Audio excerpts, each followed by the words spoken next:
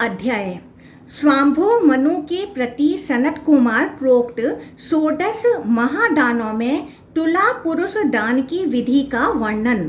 षोडश का अर्थ कहा गया है सर्ग प्रति सर्ग रूप पंच लक्षणात्मक पुराणों के वन्य वर्ण विषय में दान विधान की विस्तार से निरूपण हुआ है, जिसका संग्रह परवर्ती निबंध ग्रंथों कृत्य कल्पतरु, दानखंड, हेमाद्री, चतुर्वर्ग चिंतामणि, दान मयूख तथा दान सागर आदि में विस्तार से हुआ है। श्री लिंग महापुराण के उत्तर भाग के 28वें अध्याय से 44वें अध्याय तक 17 अध्यायों में षोडश महादानों का वर्णन संक्षेप में आया है। इसकी पूर्ण जानकारी के लिए उपयुक्त निबंध ग्रंथ मत्स्य, अग्नि आदि पुराणों तथा दान पद्धतियों का अवलोकन करना चाहिए। पुराणों में षोडश महादानों के नामों में अंतर भी प्राप्त होता है।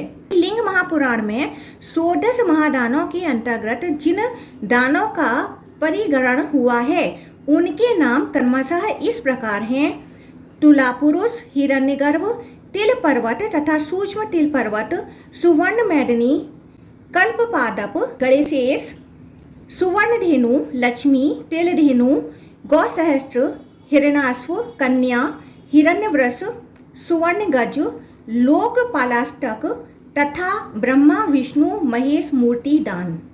सूत जी बोले, तदंतर इस विधि से स्नान करके देवदेव उमापति नील लोहित भगवान रुद्र को नमस्कार कर तथा दिव्य दृष्टि से उन्हें देखकर वह स्वाम्भु मनु रुद्राध्याय के द्वारा वरदायक शंकर की स्तुति करने लगे।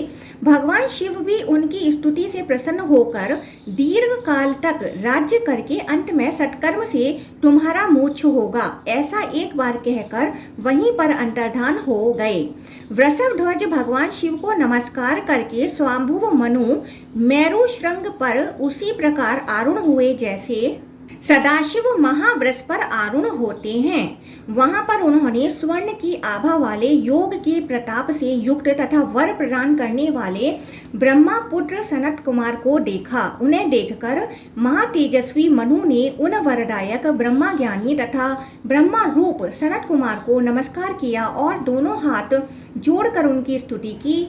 मनु को देखकर मुनि सनत कुमार भी हर्ष के कारण पुलकित हो उठे और हे कृपा निधे इस प्रकार संबोधित करके दयापूर्वक उनसे कहने लगे।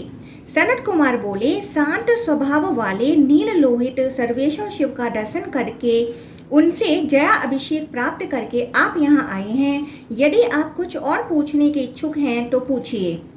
तब उनका वचन सुनकर दोनों हाथ जोड़कर उन्हें प्रणाम करके मनु ने कहा, हे विभो, कर्म के द्वारा मुक्ति कैसे हो सकती है? हे विभो, आप हम लोगों को कृपा करके यह बताएं कि केवल कर्म से अथवा ज्ञान कर्म के मिश्रित प्रभाव से किस प्रकार मुक्ति मिलती है। उनका वचन सुनकर वेद रहस्यों को जानने वालों में श्रेष्ठ भगवान सनत कुमार ने कहा, हे मुनि, कर्म के द्वारा क्रम से मुक्ति हो जाती है। कर्म युक्त ज्ञान से भी क्रमशः मुक्ति होती है, किंतु शुद्ध ज्ञान से क्षण मात्र में मोक्ष हो जाता है। पूर्व काल में प्रभु नंदी का अपमान करने के कारण उनके शाप से मैं ऊंट की योनि को प्राप्त हो गया था। पुनः उन्हीं की कृपा से कल्याणकारी भगवान शिव का अर्चन करके उस शिवार्चन रूप कर्म के कारण ही मैं ब्रह्मा जी का पुत्र हुआ और उन्हीं नंदी के अनुग्रह से उत्तम मुक्ति मार्ग का श्रवण करके शिव धर्म रूप शिवार्चन की रीति से दिव्य अवस्था को प्राप्त हुआ हूँ, इसमें संदेह नहीं है। महात्मा नंदिकेश्वर ने राजाओं को दान रूप कर्म के द्वारा धर्म अर्थ काम मोक्ष की प्राप्ति के लिए तुलारोहण आदि 16 दानों का वर्णन किया है। उन्हें आप यथाविधि सुनिए। ग्रहण आदि कालों में, तीर्थ आदि उत्तम स्थानों में, संसार भय से भीत मनुष्य को अयन परिवर्तन के समय विशुभ योग में, पुण्य दिनों, व्यतिपात, दिनक्षय तथा योगादि तिथियों में, सूर्य चंद्र के ग्रहण के अवसर पर, मनवंतर के प्रारंभ में, संक्रांति के दिन, वैधृति योग में, चतुर्दशी, अष्टमी, पूर्णिमा, पर्व के दिन, द्वादशी तथा अष्टका, हेमंत शिशिर ऋतुओं के कृष्ण पक्ष की चारों अष्टमी तिथियां अष्टका कही गई हैं।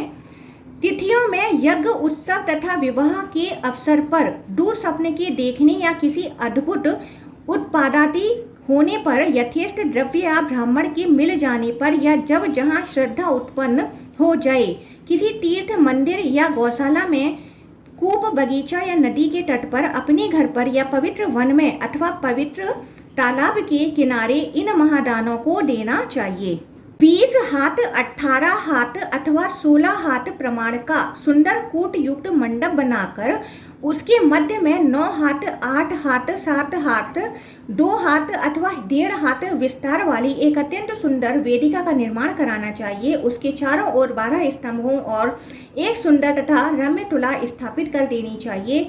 उसके चारों ओर 9 चौकोर कुंडों का निर्माण कराना चाहिए। हे ब्रह्मपुत्र, पूर्व तथा ईशान कोण के मध्य प्रधान कुंड बनाना चाहिए जो चौकोर या योनि के आकार का हो। हे विपेंद्रो, स्त्रियों के लिए कुंड योनि के आकार वाले ही बनाने चाहिए। कुंड अर्धचंद्र, त्रिकोण, वर्तुल, सदस्त्र, त्रिकोण, पद्माकार तथा अष्टास्त्र बनाना चाहिए अथवा कुंडों के स्थान पर स्थंडिल ही बना लेना चाहिए। 4 द्वारों से समन्वित, 4 तोड़ों से सुशोभित, 8 दिशाओं में अष्ट दिग्गजों से समन्वित, दर्भमाला से युक्त, 8 मंगलों से संयुक्त और ऊपर वितान चंदोवा से सुशोभित मंडप का निर्माण कराना चाहिए। तुला स्तंभ विशेष रूप से बिल्व वृक्षों के होने चाहिए।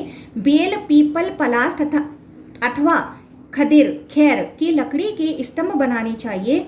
जिस वृक्ष की लकड़ी का प्रथम स्तंभ हो उसी से अन्य भी निर्मित करनी चाहिए अथवा अनेक काष्ठों के मिश्रण से अथवा केवल बांस से ही स्तंभ आदि बना लेने चाहिए। 8 हाथ प्रमाण का स्तंभ होना चाहिए। उसका 2 हाथ भाग भूमि में गाड़ देना चाहिए। तुला स्तंभ का ऊपरी अनाच्छित भाग आच्छादित भाग का 3 गुना बताया गया है। तुला का दूसरा स्तंभ पूर्ण गोलाकार तथा वर्ण रहित होना चाहिए। हे राजन, नीचे से दोनों स्तंभों में परस्पर 2 अंगुल कम 6 हाथ का अंतर कहा गया है। दोनों स्तंभों के बीच 4 हाथ का भी अंतर रखा जा सकता है।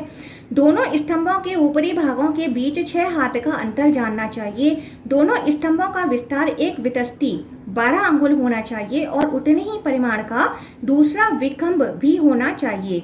ऊपर के भाग में तुला की छड़ दोनों स्तंभों की लंबाई के अनुकूल हो और तुला का संतुलन करने वाले छड़ की लंबाई 36 अंगुल होनी चाहिए। विषकंभ 8 अंगुल और 5 यव हो। नाभि 36 अंगुल लंबी होनी चाहिए और इसे गोल तथा सुंदर बनाना चाहिए। सिरे पर, मध्य में और नीचे के भाग में सोने का पट्ट लगाना चाहिए। मध्य के पट्ट में 3 अवलंबक लगाने चाहिए। इन अवलंबकों को ताम्र का अथवा पीतल का बनाना चाहिए। लोहे का कदापि नहीं बनाना चाहिए। पट्ट को बीच में लगाने का अवलंब सुंदर हो तथा उसका मुख ऊपर की ओर होना चाहिए। तोरण के ऊपरी सिरे पर इसे डोरियों से विधिवत बांध देना चाहिए। तुला के मध्य में तोरण बनाया जाता है जो जीवा के आकार का होता है। उत्तर तथा दक्षिण के मध्य में एक दृढ़ एवं सुंदर शंकु होना चाहिए। वितान के सिरे पर दृढ़तापूर्वक इसे भली भांति लगा देना चाहिए। हे मुनि, शंकु के वलय को छिद्र युक्त बनाना चाहिए। तुला मध्य में आलम्बनार्थ वितान के साथ वलय अथवा कुंडला आकृति विशेष का प्रयोग करना चाहिए। तुला के पट्ट के बीच से 9 अंगुल मान में इसे दृढ़तापूर्वक जड़ देना चाहिए। बंधने वाले पट्ट का विस्तार 5 वितस्ती होना चाहिए। शुभ द्रव्य से 2 अन्य सुदृढ़ गोलक बनवाने चाहिए। लटकने वाली डोरी के नीचे 5 प्रादेश अंगुष्ठ तथा तर्जनी के बीच की डोरी विस्तार वाले 2 धारक पलड़े बनवाने चाहिए। उन्हें 1000 पल सुवर्ण से बनवाना चाहिए अथवा 800 अथवा 600 पलों से बनवाना चाहिए। तुला का मध्य विस्तार 4 ताल मध्यमा से अंगुष्ठ के बीच की दूरी प्रमाण वाला बनाना चाहिए। कलश का विस्तार 3.5 ताल का बनाने का विधान है। वहां पर एक विस्तृत पात्र बांधना चाहिए। उसे 3 अथवा 6 अवधृति प्रमाण वाला कहा जाता है।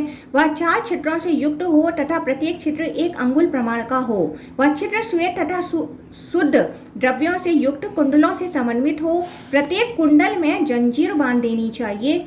कुंडल में बंधी हुई जंजीर को तुला दंड के अवलंब वलय से जोड़ देना चाहिए। भूमि से प्रादेश मात्र अथवा 4 अंगुल छोड़कर पल्लड़ों को लटकाना चाहिए। पुरुष प्रमाण फैलाने पर दोनों हाथों के बीच की दूरी वाले 2 सुंदर घट बनाने चाहिए और उन दोनों को बालू से भरकर उनमें शिव की स्थापना करनी चाहिए। 2 हाथ गहरे गड्ढे में उन गड्ढों को प्रयत्नपूर्वक स्थापित करना चाहिए और गड्ढों के रिक्त भाग को चारों ओर से बालू से इस प्रकार भर देना चाहिए कि वह स्थिर हो जाएं। अब परम रहस्य की बात सुनिए। वेदी के ऊपर 8 अंगुल प्रमाण वाला मांगलिक अंकुरों से सुशोभित, फल पुष्पों से परिपूर्ण एवं धूप दीप से समन्वित परिमंडल बनाना चाहिए। वेदी के मध्य में दर्पण के उदर भाग के समान मंडल बनाना चाहिए। पहले 4 द्वारों से युक्त शोभा तथा उपशोभा से संपन्न एवं कणिका केसर से समन्वित मंडल की रचना करनी चाहिए। उसे नानाविध रंगों से युक्त अथवा 5 रंगों से बनाना चाहिए। मंडल के पूर्व दिशा में वज्र, अग्नि कोण में उज्ज्वल शक्ति, दक्षिण में दंड, नैतर्ण कोण में खड्ग, पश्चिम में पास, वायव्य कोण में ध्वज, उत्तर में गदा और ईशान कोण में शूल तथा शूल के वाम भाग में चक्र एवं दक्षिण भाग में पद्म की रचना करनी चाहिए। इस प्रकार आयुधों की रचना करके बाद में होम कर्म करना चाहिए। प्रधान होम गायत्री मंत्र से करना चाहिए। इसके बाद ओम सक्राय स्वाहा, ओम वहने स्वाहा, ओम यमाय स्वाहा, ओम राक्षसाय स्वाहा, ओम वरुणाय स्वाहा, ओम वायवे स्वाहा, ओम कुबेराय स्वाहा, ओम ईश्वराय स्वाहा, ओम विष्णवे स्वाहा तथा ओम ब्राह्मणे स्वाहा। इन मंत्रों को बोलकर विधि पूर्वक हवन करना चाहिए। उस समय अपनी शाखा में उक्त अग्नि विधान के अनुसार जया होम से लेकर स्विष्ट क्रम होम पर्यंत सभी कार्य विधिवत करना चाहिए। सभी होमों तथा प्रधान होम में पलाश की समिधा बताई गई है। इस मंत्र से 21 आहुतियां देकर होम करना चाहिए।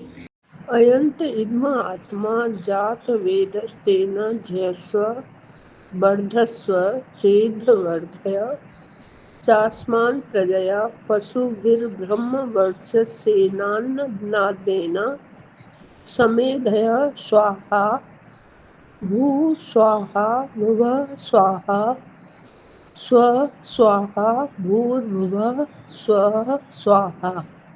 समिधा होम चरु तथा घृत से यथाक्रम करना चाहिए। श्वेत अन्न का पायस तथा कृषरान ये चरु कहे गए हैं। 1000 उसका आधा 500 अथवा 108 आहुतियां देनी चाहिए।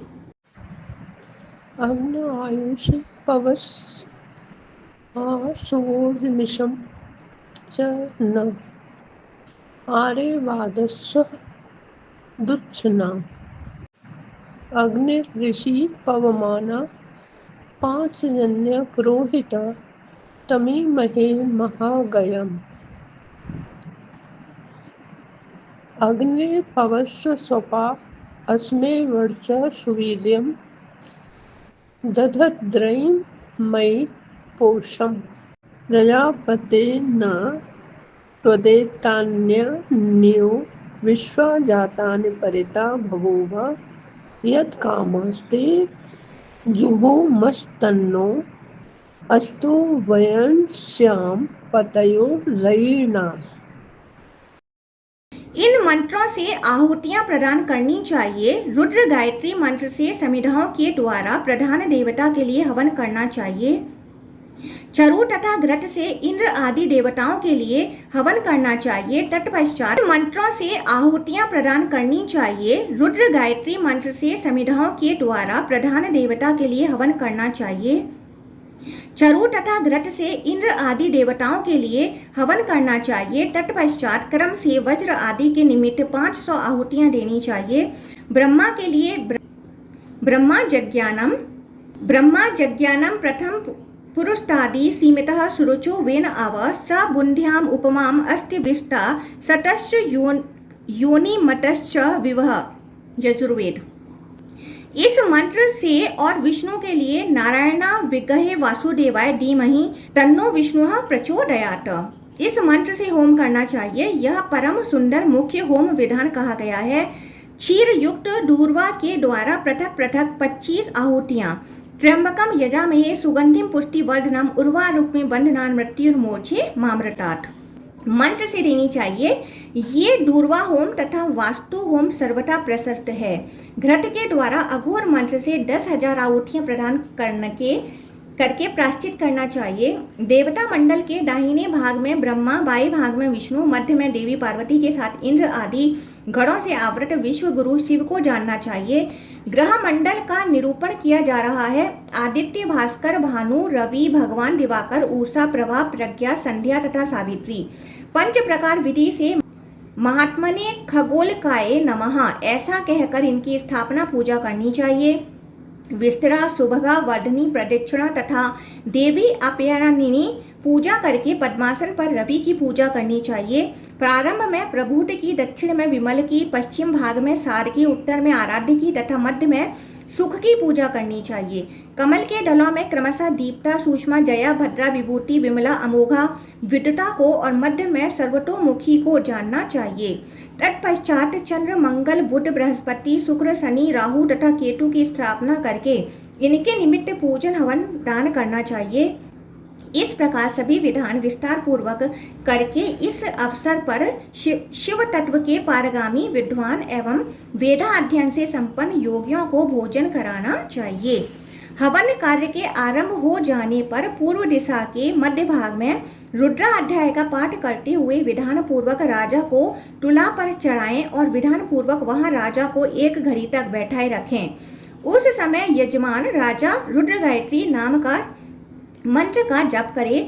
वह एक घटिका का आधा अथवा उसके भी आधे समय तक आसन लगाए रखे। सूर्य बिंब को देखकर बुद्धिमान ब्राह्मण समाहित चित्त होकर हाथ में कूच धारण किए रहे एवं सभी आभूषणों से युक्त राजा हाथ में खड़ग तथा खेटक धारण किए रहे। कर्म के आदि तथा अंत में वेद वेदांग में पारंगत ब्राह्मणों के द्वारा विशेष रूप से स्वस्ति वाचन के साथ पुण्यवाचन किया जाना चाहिए और जय आदि मांगलिक शब्दों, परम सुंदर वेद ध्वनियों तथा सब प्रकार की शोभा से युक्त नृत्य, वाद, गीत आदि के साथ उत्तर दिशा भाग में स्थित पलड़े पर अपने भार के बराबर सुवर्ण रखें ताकि तुला के दोनों पलड़े समान हो जाएं। इस प्रकार तुला भार सदा अक्षय बना रहे। 100 निष्क से अधिक परिमाण वाली तुला श्रेष्ठ, 50 निष्क वाली मध्यम और 25 निष्क वाली कनिष्ठ कही गई है। इस प्रकार तुला 3 प्रकार की कही गई है। अग्र पूजा के प्रारंभ में दोनों वस्त्र, उष्णीन, कुंडल, कंठहार, अंगूठी तथा मणि, बंद, भूषण, कंकड़ ये सभी वस्तुएं भस्म राग धारण किए हुए पाशुपत व्रत में निरत सेवाचार्य को प्रदान कराने चाहिए। बुद्धिमान को चाहिए कि पूर्वोक्त आभूषण, वस्त्र युक्त उष्णीन एवं उत्तरीय यह सब ऋत्विजों को प्रदान करें और 150 अथवा उसका आधा निष्क सुवर्ण की दक्षिणा प्रदान करें। साथ ही सभी योगियों को अलग से सुवर्ण मुद्रा प्रदान करें। इस अवसर पर दिव्य यागोपकरण आचार्य को प्रदान करें और अन्य यतियों को पृथक रूप से सुवर्ण मुद्रा प्रदान करें। बुद्धिमान को चाहिए कि तुला पर रखे हुए सुवर्ण तथा प्रसाद, मंडप, प्राकार, आभूषण, सुवर्ण, पुष्प, पटह, खड़ग, कोष इन सबको एकत्र करके इनमें से कुछ भाग बचाकर शिव को प्रदान कर दें और बचे हुए भाग को विशेष रूप से भस्मधारी आचार्य को प्रदान करें। कारागार में स्थित बंदियों को मुक्त करके सहस्त्र कलशों के जल से अथवा केवल घृत से, दूध से, दही से अथवा नारिकेल आदि के जल से देवदेव परमेश्वर उमापति का अभिषेक करना चाहिए अथवा ब्रह्मा कूच के द्वारा पंचगव्य से शिवजी का अभिषेक करना चाहिए। गायत्री मंत्र से गौमूत्र, प्रणव मंत्र से गौमय, आप्यायस्व मंत्र से दूध, दधि क्रामणो मंत्र से दही तथा तेजोअसीति मंत्र से घृत ग्रहण कर ईशान मंत्र से ही अभिषेक करना चाहिए। देवस्यत्वा इस मंत्र के द्वारा कलश में स्थित कुशाम्भु से देवेश का अभिषेक करें अथवा रुद्राध्याय के द्वारा परमेश्वर शिव का अभिषेक करें। भगवान विष्णु के द्वारा कहे गए, इसका अर्थ है भगवान विष्णु द्वारा कथित यह शिव सहस्त्र नाम श्रीलिंग महापुराण के पूर्व भाग 18वें अध्याय में है अथवा शिव भक्त टंडी के द्वारा कहे गए, जिसका अर्थ है शिव भक्त टंडी प्रोक्त यह शिव सहस्त्र नाम श्रीलिंग महापुराण के पूर्व भाग के 35वें अध्याय में वर्णित है। शिव के 1000 नामों से 1000 कलशों के जल से शिव का अभिषेक करें।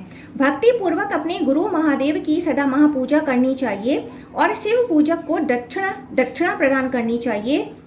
तुला द्रव्य और दक्षिणा यथाक्रम ऋत्विज आदि तथा दीनों, अंधों, दरिद्रों को देनी चाहिए। साथ ही बालकों, वृद्धों, निर्बलों तथा रोगियों को विधान पूर्वक भोजन कराना चाहिए और दक्षिणा भी देनी चाहिए। इस प्रकार श्रीलिंग महापुराण के अंतर्गत उत्तर भाग में तुला पुरुष दान विधि नामक 28वां अध्याय पूर्ण हुआ। 29वां अध्याय षोडश महादानांतर्गत हिरण्य गर्भ दान की विधि। सनत कुमार बोले, मैंने आपसे प्रथमतः सामान्य रूप से तुला दान का वर्णन कर दिया। अब समस्त सिद्धियों को देने वाले हिरण्य गर्भ दान के विषय में बताऊंगा। इसके लिए 1000 स्वर्ण मुद्राओं से एक नीचे का पात्र बनाना चाहिए और उसके आधे अर्थात 500 स्वर्ण मुद्राओं से उसके प्रवेश प्रमाण मुख वाला उर्व पात्र ढक्कन निर्मित कराना चाहिए। उस शुभ स्वर्ण पात्र को सभी अलंकारों से विभूषित कराना चाहिए। तत्पश्चात नीचे के मुख्य पात्र में त्रिगुणात्मिका का चतुर्विंशति तत्व स्वरूपणी तथा ब्रह्मा विष्णु अग्नि स्वरूपा भगवती का ध्यान करें और ऊपर के पात्र में 26वें तत्व रूप गुणातीत उमापति सदाशिव का और 25वें तत्व रूप हिरण्यगर्भ पुरुष का ध्यान करें। तदंतर पूर्व की भांति बताए गए स्थान में वेदी तथा मंडल बनाकर पात्रों को लेकर साली धान के ऊपर स्थापित कर देना चाहिए और उसे नवीन वस्त्रों से ढक देना चाहिए। पुनः मांस उड़द के उपटन से आलेप करके पंचोपचारों से ईशान आदि 5 मंत्रों के द्वारा विधि पूर्वक उस पात्र की पूजा करनी चाहिए। शिव पूजा तथा होम भी पूर्व की भांति क्रमानुसार करना चाहिए। भगवती गायत्री का जप करके पूर्वाभिमुख बैठ जाएं और स्वयं श्रेष्ठ आचार गर्भाधान आदि 16 संस्कार विधि पूर्वक संपन्न करके दूर्वा के अंकुरों से दक्षिण पुट में सेचन करें।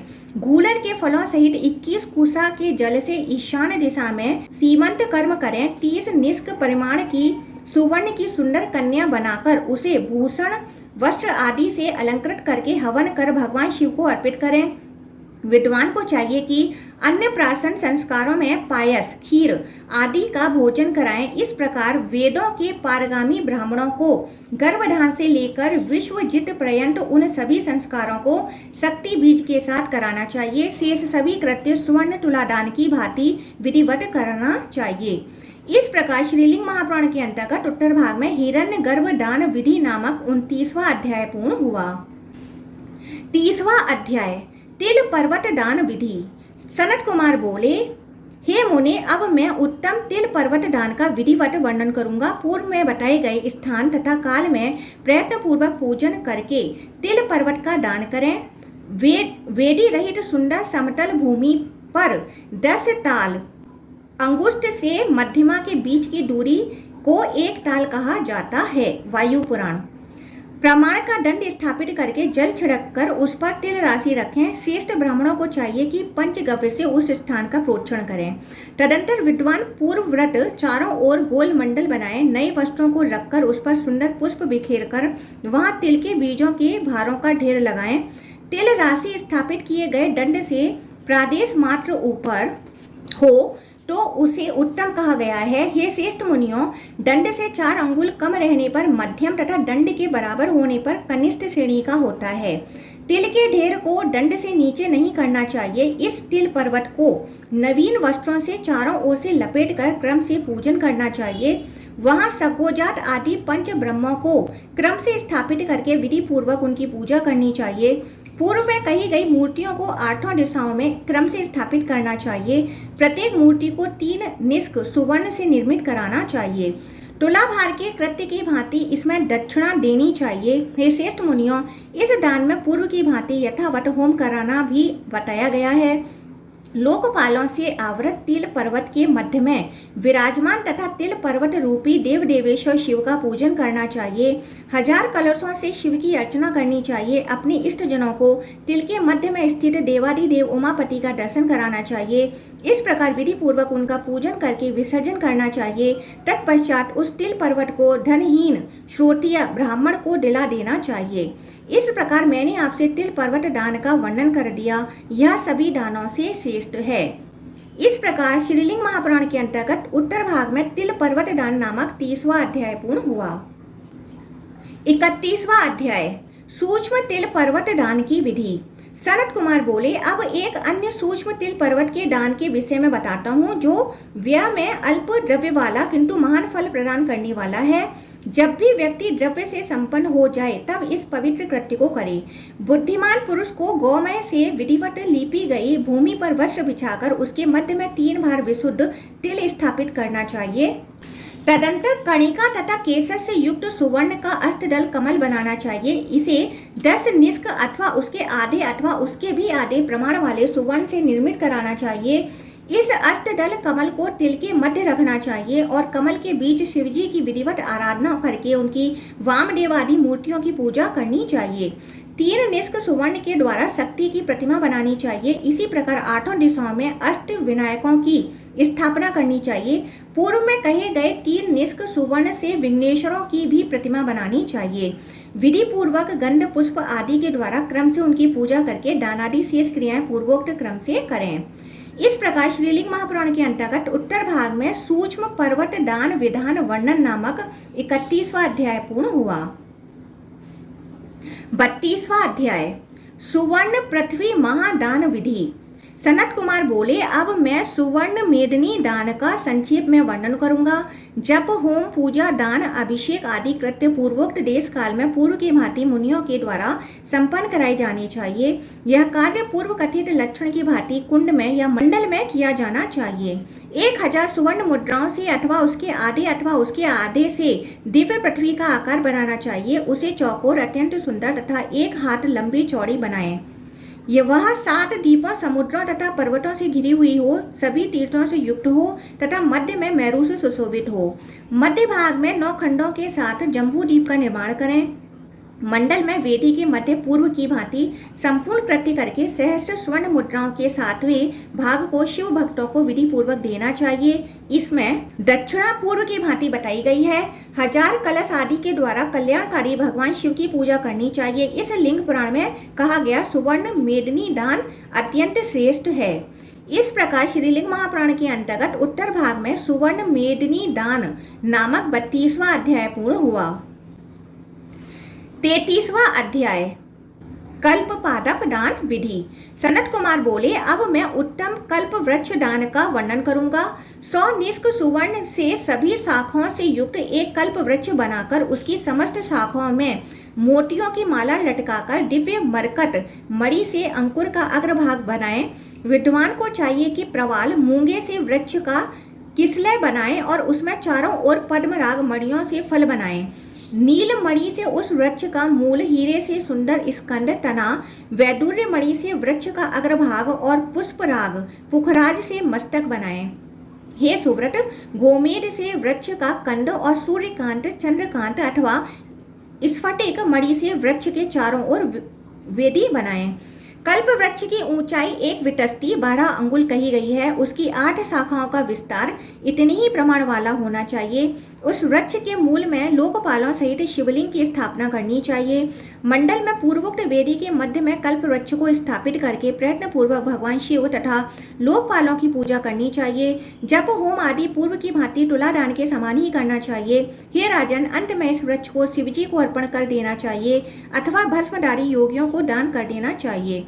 इसे करने वाला मनुष्य अगले जन्म में सार्वभौम चक्रवर्ती राजा होगा। इस प्रकार श्रीलिंग महापुराण के अंतर्गत उत्तर भाग में कल्प पादप दान विधि नामक 33वां अध्याय पूर्ण हुआ। 34वां अध्याय गणेशेशान दान विधि। सनत कुमार बोले, अब मैं गणेशेश दान का वर्णन करूंगा। पूर्व में बताई गई रीति से निर्मित किए गए मंडप में लोकपालों सहित देव देवेश्वर सदाशिव का पूजन करके 10 निष्क सुवर्ण से 8 दिक्पालों की प्रतिमा बनाकर उन्हें यथाशास्त्र सभी आभरणों से विभूषित करके विधि पूर्वक उनका पूजन कर 8 दिशाओं में 8 कुंडों में पंचावरण मार्ग से तथा परंपरा क्रम से पूर्व की भांति होम करना चाहिए। तत्पश्चात 7 विप्रों की तथा उत्तर दिशा में एक कन्या की विधि पूर्वक पूजा करके अनुक्रम से अपने अपने देवता मंत्रों से सभी देव प्रतिमाओं का दान कर देना चाहिए। इस प्रकार दान करके मनुष्य सभी पापों से मुक्त हो जाता है, इसमें संदेह नहीं है। इस प्रकार श्रीलिंग महापुराण के अंतर्गत उत्तर भाग में गणेशेशान दान विधि निरूपण नामक 34वां अध्याय पूर्ण हुआ। 35वां अध्याय सुवर्ण धेनु दान विधि। सनत कुमार बोले, अब मैं आपसे हेमधेनु के दान की विधि का वर्णन करूंगा। यह सभी पापों का नाश करने वाला, ग्रह तथा दुर्भिक्षा का शमन करने वाला, उपद्रवों को शांत करने वाला और समस्त व्याधियों को दूर करने वाला है।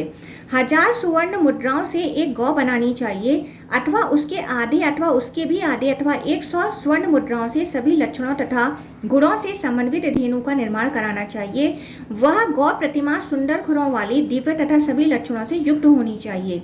हे श्रेष्ठ मुनियों, खुरों के अग्रभाग में हीरा तथा सींगों में पद्मराग लगाना चाहिए और दोनों भुवों के मध्य में दिव्य मोती लगाना चाहिए। वैदुर्य मणि से स्तनों को तथा नील रत्न से शुभ पुच्छ को भूषित करना चाहिए। दांतों में परम सुंदर पुष्पराज लगाना चाहिए। साथ ही 10 निष्क सुवर्ण से गाय की भांति एक सुंदर बछड़ा बनवाकर उसे सभी रत्नों से विभूषित करना चाहिए। तत्पश्चात सर्व तत्वविद पुरुषों को चाहिए कि पूर्व में बताई गई विधि से निर्मित वेदिका के मध्य मंडल बनाकर उसके मध्य में बछड़े सहित धेनु को रखकर बछड़े सहित उस गौ को 2 वस्त्रों से वेष्टित कर दें और गायत्री मंत्र से बछड़े सहित उस सुरभि गौ की पूजा करें। इसके बाद अग्नि विधान से समिधा तथा घृत से विधि पूर्वक होम करना चाहिए। शेष कार्य पूर्व की भांति करना चाहिए। तत्पश्चात शिवलिंग को घृत आदि से स्नान कराकर शिव पूजा करनी चाहिए। तदंतर गौ का स्पर्श करके गायत्री मंत्र का उच्चारण कर उस मंगलमयी धेनु को शिव को अर्पण कर देना चाहिए। हे महामते, 30 निष्क सुवर्ण की दक्षिणा भी देनी चाहिए। इस प्रकार श्रीलिंग महापुराण के अंतर्गत उत्तर भाग में हेमधेनु दान विधि निरूपण नामक 35वां अध्याय पूर्ण हुआ। 36वां अध्याय ऐश्वर्यप्रद महालक्ष्मी दान विधि। सनत कुमार बोले, अब मैं महान ऐश्वर्य की वृद्धि करने वाले लक्ष्मी दान का वर्णन करूंगा। पूर्व की भांति बताए गए विधान से निर्मित मंडप में बनाई गई वेदी के ऊपर यह दान कर्म करना चाहिए। 1000 स्वर्ण मुद्राओं अथवा उसके आधे अथवा 108 स्वर्ण मुद्राओं से विधि पूर्वक अनुपम तथा सभी लक्षणों से युक्त श्री देवी प्रतिमा बनाकर उन लक्ष्मी जी को सभी अलंकारों से विभूषित करके मंडल में स्थापित करना चाहिए। उनके दक्षिण भाग में स्तंडिल के ऊपर श्री विष्णु का पूजन करना चाहिए। श्री सूक्त से विधान पूर्वक सुरेश्वर की पूजा करके विष्णु गायत्री से विश्व गुरु भगवान विष्णु की पूजा करनी चाहिए। देवी की विधि पूर्वक आराधना करके पूर्व की भांति होम करना चाहिए। सर्वप्रथम विधि पूर्वक समिधा से हवन करके बाद में श्रेष्ठ ब्राह्मणों को घृत की पृथक 108 आहुति प्रदान करनी चाहिए। तत्पश्चात यजमान को बुलाकर उन देवी के पूर्व दिशा भाग में उसे बिठाकर उन देवी का दर्शन कराना चाहिए। वह यजमान भी पृथ्वी पर देवी को दंडवत प्रणाम करे। इसके बाद वहां प्रतिष्ठित विष्णु को प्रणाम करके पूर्व की भांति शिव की पूजा करनी चाहिए। आचार्य के लिए उस मूर्ति के 20वें भाग के तुल्य दक्षिणा बताई गई है। उसका आधा अर्थात 20वें भाग का आधा यथा योग्य अन्य शिव भक्तों को दान करना चाहिए। तदंतर भक्त योगी आचार्य को विशेष रूप से भगवान शिव की प्रीति के लिए होम कराना चाहिए। इस प्रकार श्रीलिंग महापुराण के अंतर्गत उत्तर भाग में लक्ष्मी दान विधि निरूपण नामक 36वां अध्याय पूर्ण हुआ। 37वां अध्याय तिल धेनु दान विधि निरूपण। सनत कुमार बोले, अब मैं तिल धेनु दान के विधि क्रम का वर्णन करूंगा। पूर्व में बताए गए नियम से निर्मित मंडप में पश्चिम भाग में शिव पूजा करनी चाहिए। उसके आगे मध्य में भूमि पर सुंदर कमल बनाकर उसे वस्त्रों से आच्छादित कर देना चाहिए। उसके मध्य में उत्तम तिल पुष्प स्थापित करना चाहिए। हेम पद्म सुवर्ण कमल बनाकर उसे मध्य में रख देना चाहिए। यह हेम पद्म 30 निष्क सुवर्ण से अथवा उसके आधे अर्थात 15 निष्क अथवा उसके भी आधे अर्थात 7.5 निष्क सुवर्ण से बनाना चाहिए अथवा 5 निष्क सुवर्ण से अथवा उसके आधे भाग से अथवा उसके भी आधे भाग से उस कमल का निर्माण करना चाहिए। तत्पश्चात उस हेम पद्म के विग्रह का ध्यान करके गंध पुष्प आदि से क्रम पूर्वक उसका विधिवत पूजा करना चाहिए।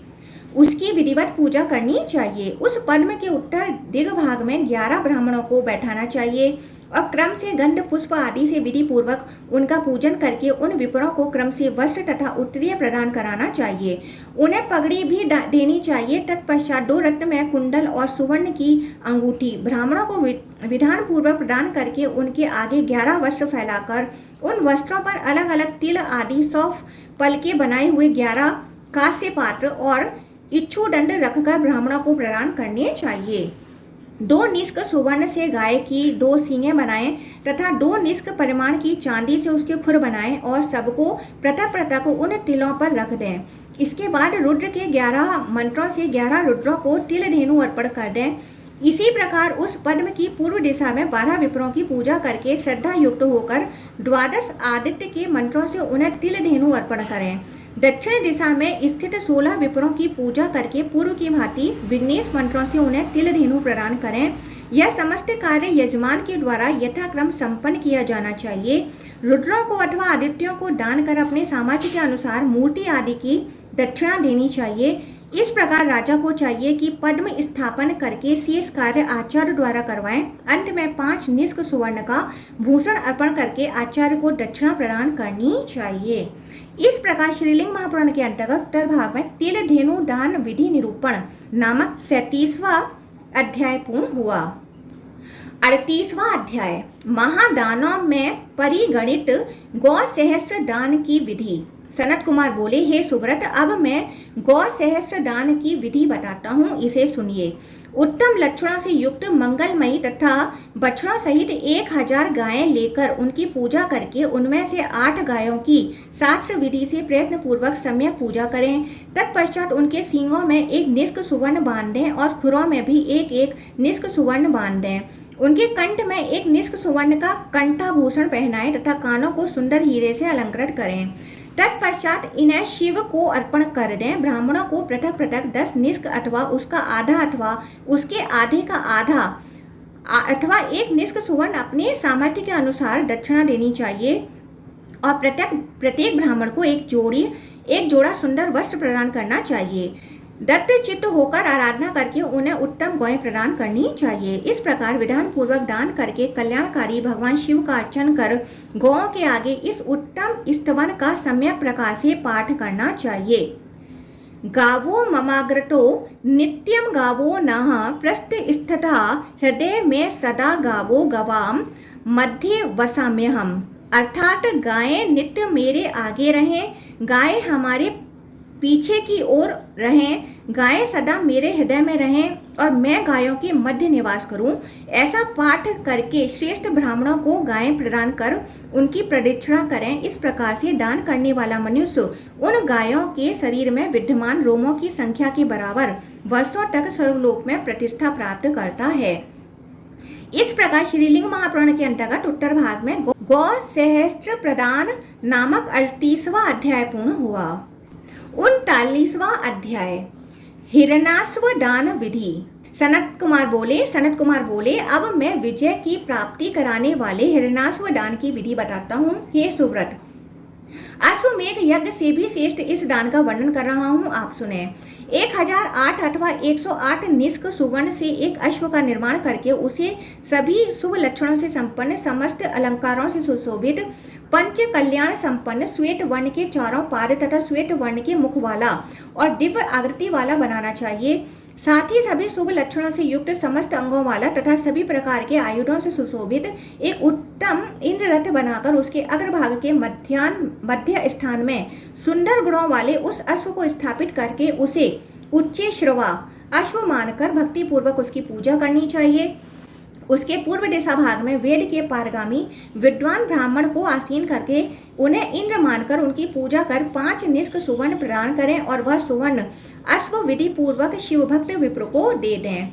अपने सामर्थ्य के अनुसार सुवर्ण अश्व प्रदान करके आचार्य की पूजा करें अथवा 5 निष्क सुवर्ण प्रदान करें। तत्पश्चात दीनों, अंधों, असहायों, बालकों, वृद्धों, दुर्बलों तथा रोगियों और विशेषकर ब्राह्मणों को अन्नदान के द्वारा संतुष्ट करें। जो मनुष्य भक्ति पूर्वक इस सुवर्ण अश्व का दान करता है वह दीर्घ काल तक इंद्र तुल्य सुखों का भोग करके महान ऐश्वर्यशाली हो जाता है। इस प्रकार श्रीलिंग महापुराण के अंतर्गत उत्तर भाग में हिरणास्व दान नामक 39वां अध्याय पूर्ण हुआ। 40वां अध्याय कन्या दान विधि। सनत कुमार बोले, अब मैं सभी दानों में अति श्रेष्ठ कन्या दान का वर्णन करूंगा। किसी कन्या के माता पिता से बातचीत करके उन्हें अत्यधिक धन देकर समस्त शुभ लक्षणों से संपन्न तथा सभी दोषों से रहित उस कन्या को अपनी पुत्री बना लें। इसके बाद उसे स्नान कराकर सुंदर तथा नवीन वस्त्र प्रदान करके आभूषणों से अलंकृत कर गंध पुष्प आदि से उसकी पूजा करें। तत्पश्चात शकुन गोत्र नक्षत्र आदि का सम्यक विचार करके कन्या तथा वर के अंतकरण की अनुकूलता देखकर उन दोनों की प्रयत्न पूर्वक विधिवत पूजा कर उस श्रोत्रिय तपस्वी वेद पारंगत तथा ब्रह्मचारी ब्राह्मणों को विधान पूर्वक वह कन्या अर्पित कर दें। साथ ही दास दासी आभूषण भूमि धन धान्य तथा वस्त्र भी प्रदान करें। इस दान को करने वाला मनुष्य उस कन्या के तथा उसकी संतानों के शरीर में जितने रोम होते हैं उतने हजार वर्षों तक रुद्रलोक में प्रतिष्ठा प्राप्त करता है। इस प्रकार श्रीलिंग महापुराण के अंतर्गत उत्तर भाग में कन्या दान विधि नामक 40वां अध्याय पूर्ण हुआ। 41वां अध्याय हिरण्यवृष महादान विधि। सनत कुमार बोले, अब मैं हिरण्यवृष के दान का संक्षिप्त में वर्णन कर रहा हूँ। 1000 सुवर्ण मुद्रा से वृषभ की एक प्रतिमा बनानी चाहिए अथवा बुद्धिमान मनुष्य को चाहिए कि उसके आधे के आधे भाग से अथवा उसके भी आधे के आधे भाग से अथवा 108 सुवर्ण मुद्रा से धर्म रूपी वृषभ का निर्माण करें। उसके ललाट पर स्फटिक मणि का अर्धचंद्राकार पुंड्र सुशोभित करें। उसका खुर चांदी से, ग्रीवा पद्म राग मणि से और कुकुट गोमेद से बनाए। तदंतर उसकी ग्रीवा में रत्न जटित घंटियों की माला पहनाएं। इसके बाद छोटी छोटी घंटियों की माला से आवृत करके शिव की एक मूर्ति बनाएं। तत्पश्चात पूर्व में कही गई रीति से स्थान तथा काल में वेदिका के ऊपर मंडल में उस वृषेंद्र को पश्चिमाभिमुख करके स्थापित करें।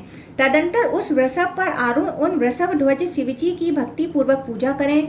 पुनः नमस्कार करके समाहित चित्त होकर वृषभ गायत्री मंत्र से वृषेंद्र की पूजा करें। तीक्ष्ण श्रृंगाय विगहे धर्म पादाय धीमहि तन्नो वृष प्रचोदयात्। इस मंत्र से वृषभ की विधि पूर्वक पूजा करके धर्म की अभिवृद्धि के लिए अपनी सामर्थ्य के अनुसार घृत अन्न आदि से हवन करें। इस प्रकार सम्यक पूजन करके उस वृषभ को शिवजी को अथवा ब्राह्मणों को अर्पित कर दें। अपने धन सामर्थ्य के अनुसार उन्हें दक्षिणा भी देनी चाहिए। जो मनुष्य भक्ति पूर्वक इस अत्युत्तम वृषभ दान को करता है वह शिव का अनुचर होकर उन्हीं के साथ आनंद प्राप्त करता है। इस प्रकार श्रीलिंग महापुराण के अंतर्गत उत्तर भाग में सुवर्ण वृष दान नामक 41वां अध्याय पूर्ण हुआ। 42वां अध्याय सुवर्ण गज दान विधि। सनत कुमार बोले, अब मैं क्रम के अनुसार सुवर्ण गज दान का यथार्थ वर्णन करूंगा। पूर्व की भांति उसका विधिवत पूजन करके उसे शिवजी को अथवा ब्राह्मण को अर्पित कर देना चाहिए। शुभ लक्षणों से संपन्न सुवर्ण अथवा चांदी का गज 1000 निष्क परिमाण से अथवा उसके आधे अर्थात 500 निष्क से बनवाना चाहिए अथवा उसके आधे के भी आधे परिमाण से सभी लक्षणों से युक्त गज का निर्माण कराना चाहिए और पूर्वोक्त देश तथा काल में उसे महादेव को अर्पित करना चाहिए।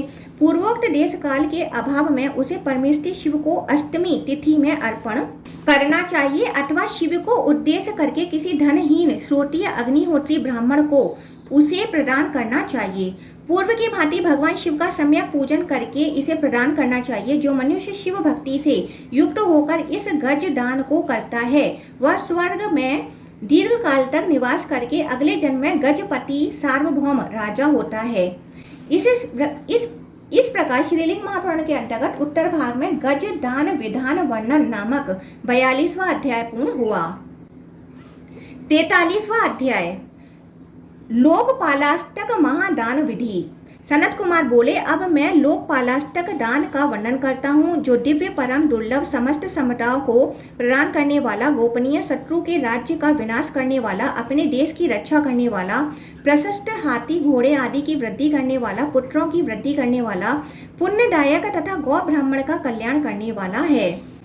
पूर्वोक्त देश काल में वेदी के ऊपर मंडल का निर्माण करके उसके मध्य में शिव को स्थापित करके उनकी सम्यक प्रकार से पूजा करने के अनंतर 8 दिशाओं में बालूका में स्थंडिल बनाना चाहिए। तत्पश्चात उन 8 वेदियों पर नवीन वर्ष के आसनों पर वेद वेदांग में पारंगत जितेंद्रिय उत्तम कुलों में उत्पन्न तथा सभी शत्रु लक्षणों से संपन्न 8 विप्रों को शिवाभिमुख आसीन करके उनका पूजन करें। दिव्य वस्त्रों तथा आभूषणों से अलंकृत करके गंध पुष्प एवं उत्तम धूप इन उपचारों से लोकपाल मंत्रों के द्वारा उन ब्राह्मणों की क्रम से पूजा करनी चाहिए।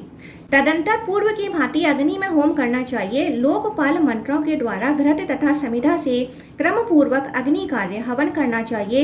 इस प्रकार विधान पूर्वक हवन करके शिव भक्त आचार्य को चाहिए कि यजमान को बुलाकर उसके द्वारा सभी आभरणों से भूषित विप्रों की पूजा करवाकर उन लोकपाल मंत्रों के द्वारा उन्हें पृथक पृथक द्रव्य तथा 10 निष्क सुवर्ण का आभूषण दिलाएं। साथ ही 10 निष्क परिमाण का आसन भी प्रदान करें। वहां विधि पूर्वक शिवजी को स्नान कराएं। तत्पश्चात अपने सामर्थ्य के अनुसार आचार्य को दक्षिणा प्रदान करें। जो मनुष्य इस विधि से भक्ति पूर्वक लोकपालों का दान करता है वह दीर्घ काल तक लोकपालों के समीप निवास करके बुद्धिमान तथा चक्रवर्ती राजा होता है। इस प्रकार श्रीलिंग महापुराण के अंतर्गत उत्तर भाग में लोकपालाष्टक दान विधान वर्णन नामक 43वां अध्याय पूर्ण हुआ। 44वां अध्याय त्रिमूर्ति दान विधि। सनत कुमार बोले, अब मैं समस्त दानों में अत्युत्तम अन्य त्रिमूर्ति दान का वर्णन करूंगा। पूर्वोक्त काल और स्थान में भली भांति मंडप तथा वेदी का निर्माण करें। इसके बाद भक्ति पूर्वक शिव कुंड के समीप स्थंडिल पर शिवजी को स्थापित करके उनके पार्श्व भाग में पहले विष्णु को, बाद में पद्मयोनि ब्रह्मा को स्थापित करके सप्रणव शिव मंत्र सहित विधि पूर्वक उनकी पूजा करें। वे मंत्र इस प्रकार हैं: नारायण विद्महे वासुदेवाय धीमहि तन्नो विष्णुः प्रचोदयात्, ब्रह्मा ब्राह्मण वृद्धाय ब्राह्मणे विश्व वेद से शिवाय हरये स्वाहा स्वधा वसट वसट तथा। इस प्रकार विधान पूर्वक पूजन करके बाद में होम करना चाहिए। ब्रह्मा तथा विष्णु इन दोनों के लिए पृथक पृथक कुंड की व्यवस्था करके संपूर्ण होम द्रव्य का हवन करना चाहिए। आचार्य को चाहिए कि वेद के पारगामी 2 ऋत्विजों को नियुक्त करें। उन ब्रह्मा विष्णु तथा शिव को उद्देश्य करके ब्राह्मणों को समुचित दक्षिणा द्रव्य दिलाना चाहिए। वस्त्र आभूषण और सभी अलंकारों के साथ 108 उत्तम स्वर्ण मुद्राएं पृथक पृथक उन विप्रों को प्रदान करनी चाहिए। श्रीमान गुरु आचार्य एक हैं, फिर भी उन्हें साक्षात ब्रह्मा विष्णु तथा शिव मानकर पृथक पृथक तीनों मूर्तियों का दान करना चाहिए और अन्य ब्राह्मणों एवं दीन दुखियों को भोजन कराना चाहिए। इसके अनंतर अभिषेक आदि शिवार्चन यथाक्रम करना चाहिए। इस प्रकार श्रीलिंग महापुराण के अंतर्गत उत्तर भाग में विष्णु दान विधान वर्णन नामक 44वां अध्याय पूर्ण हुआ।